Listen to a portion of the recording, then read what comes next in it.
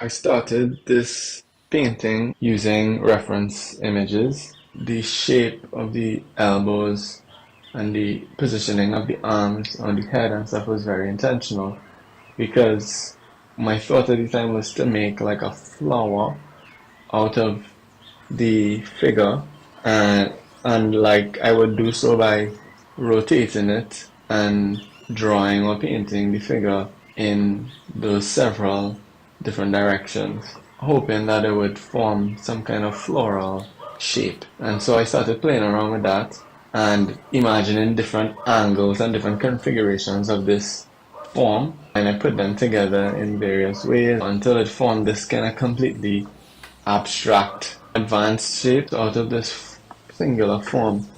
There was the suggestion of a floral shape, and I think naturally from that occurred this idea to create butterflies. Starting on the actual physical painting now, the first thing I did was made that kind of floral shape with the body.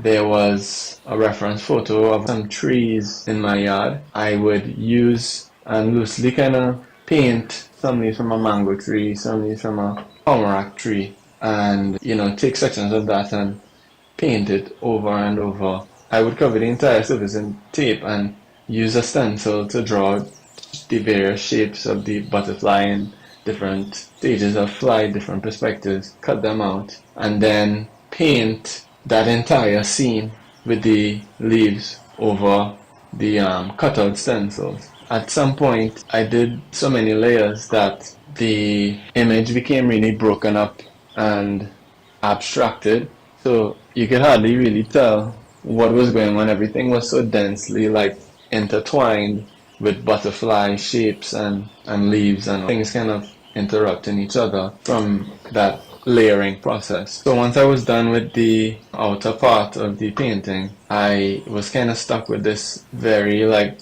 underworked inner part that was really supposed to be the central focal point of the painting. And then I got the idea to introduce a 3D element into the work, which was more butterflies.